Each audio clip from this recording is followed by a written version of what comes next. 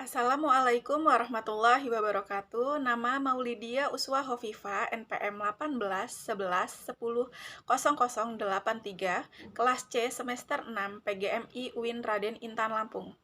Di sini saya akan menjawab pertanyaan-pertanyaan dari UTS pembelajaran matematika di SD dan di MI.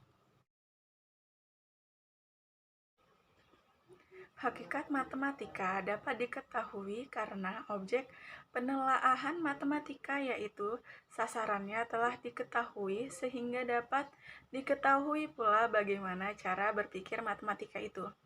Menurut Tinggi dalam Hudojo tahun 2005, matematika tidak hanya berhubungan dengan bilangan-bilangan serta operasi-operasinya, melainkan juga unsur ruang sebagai sasarannya. Namun, penjumlahan kuantitas seperti itu belum memenuhi sarana matematika yang lain, yaitu yang ditunjukkan ke dalam hubungan pola, bentuk, dan struktur. Menurut Begley, dalam Hudojo tahun 2005 menyatakan bahwa sasaran atau objek penelitian matematika adalah fakta, konsep, operasi, dan prinsip. Objek penelaahan tersebut menggunakan simbol-simbol yang kosong dari arti. Dalam arti, ciri yang memungkinkan dapat memasuki wilayah bidang studi atau cabang lain.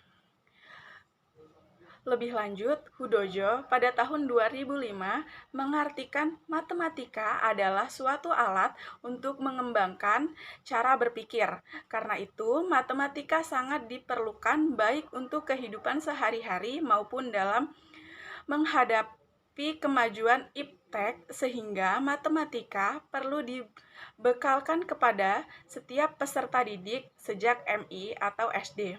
Bahkan sejak TK.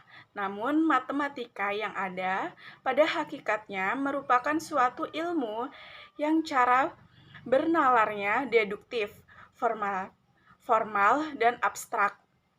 Harus diberikan kepada anak MI atau SD yang cara berpikirnya masih pada tahap operasi konkret. Dapat disimpulkan bahwa penelaahan matematika tidak sekedar kuantitas, tetapi lebih dititik beratkan kepada hubungan, pola, bentuk, struktur, fakta, dan konsep, operasi, dan prinsip. Hal ini berarti bahwa matematika itu berkenaan dengan gagasan yang berstruktur yang hubungannya diatur secara logis, di mana konsep-konsepnya abstrak dan penelaahannya deduktif.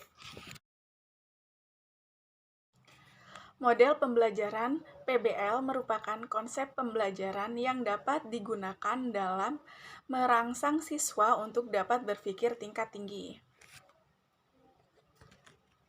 Langkah-langkah yang dapat dilakukan oleh guru agar tujuan dalam merangsang siswa untuk berpikir kritis tingkat tinggi yaitu: yang pertama, orientasi siswa terhadap masalah. Yang kedua, mengorientasi siswa belajar. Yang ketiga, membimbing penyelidikan. Yang keempat, mengembangkan dan menyajikan hasil kerja. Dan yang kelima, menganalisis dan mengevaluasi. Contoh kasusnya yaitu guru menyampaikan tujuan pembelajaran pada hari ini. Kemudian, guru menyajikan sebuah masalah yaitu bertanya kepada siswa, ada berapa sisi pada kubus? Kubus memiliki berapa rusuk? Ada berapa titik sudut pada kubus? Dan menghitung volume kubus yang volumenya 125 cm kubik.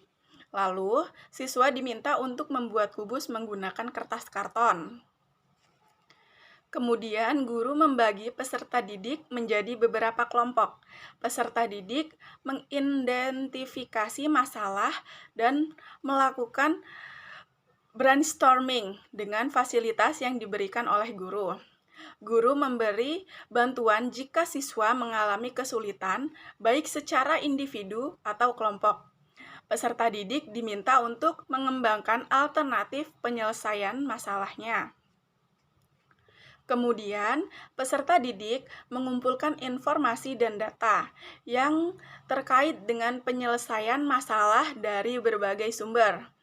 Peserta didik mandiri mengelola hasil pengumpulan informasi dan data untuk dipergunakan sebagai solusi dalam menyampaikan masalah. Lalu, peserta didik diminta merumuskan dan menetapkan solusi atau pemecahan masalah tersebut, lalu menyusun laporan hasil diskusinya. Setelah itu, setiap kelompok mempresentasikan hasil kerja mereka di depan kelas dan menjelaskan tentang solusi yang mereka lakukan.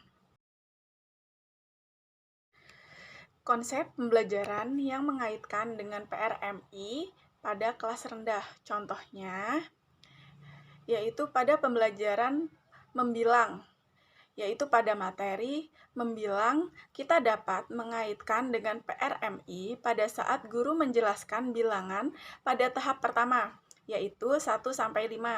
Kemudian, guru membimbing peserta didik untuk menyebutkan banyak bagian tubuh atau benda konkret lain bersama-sama dan memperkenalkan bilangan 1-5.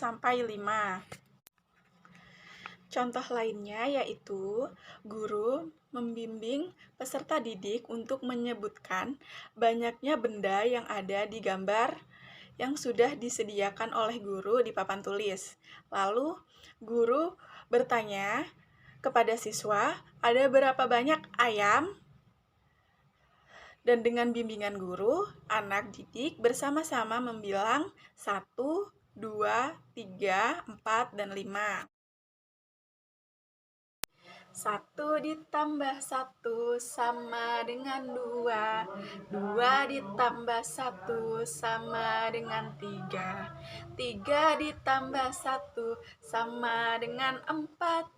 4+1 sama dengan 5. 5 dikurang 1 sama dengan 4. 4 kurangi 1 sama dengan 3.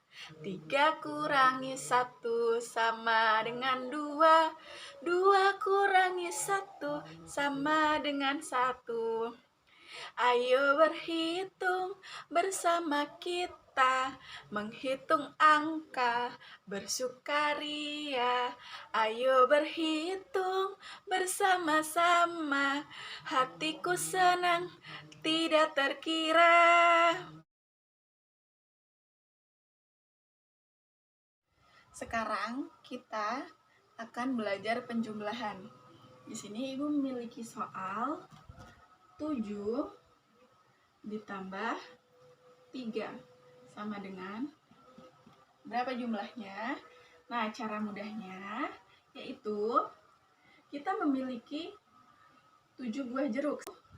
2, 3, 4, 5, 6, 7. Lalu ditambah dengan 3 jeruk. 1, 2, 3. Nah, kita hitung 7 jeruk, kita hitung 1, 2, 3, 4, 5, 6, 7, dan ditambah 3 jeruk. 8, 9, 10. Jadi, 7 jeruk ditambah 3 jeruk sama dengan 10 jeruk. Jadi 7 ditambah 3 hasilnya yaitu 10. Selanjutnya kita akan belajar pembagian. Nah, di sini Ibu ada soal 10 dibagi dengan 5. Berapa hasilnya? Caranya yaitu kita buat terlebih dahulu 5 buah lingkaran ya. 1, 2, 3, 4, 5. Dan masing-masing lingkaran kita beri ikan dengan jumlah yang sama, 10 ya. Pertama, kita bagi dulu. 1, 2, 3, 4, 5, 6, 7, 8, 9, 10. Sudah cukup 10 di setiap lingkaran. Kita hitung. Di lingkaran pertama ada berapa jumlahnya? 1, 2. Ada 2 ikan. Di lingkaran kedua ada 1, 2. Ada 2 ikan. Di lingkaran ketiga ada 1, 2. Ada 2 ikan. Dan di lingkaran keempat ada 1, 2. Ada 2 ikan. Dan di lingkaran kelima ada jumlahnya 1, 2. Jadi ada 2. Di setiap lingkaran terbagi rata jumlahnya 2. Jadi 10 dibagi 5 hasilnya 2. Selanjutnya kita akan belajar perkalian. Soalnya yaitu 3 dikali dengan 5 sama dengan. Perkalian adalah penjumlahan berulang. Jadi cara menyelesaikannya yaitu 5 ditambah 5 ditambah 5. Jadi hasilnya adalah 5 ditambah 5 yaitu 10. 10 ditambah 5 jadi 15. Jadi 3 dikali 5 sama dengan 15. Dan jika 3 dikali 1 sama dengan hasilnya 1. Kenapa? Karena semua perkalian jika dikalikan dengan 1 maka jumlahnya adalah bilangan itu sendiri. Dan jika 3 dikali 0 sama dengan 0. Kenapa? Karena jika penjumlahan dikalikan dengan 0 maka jumlahnya adalah 0.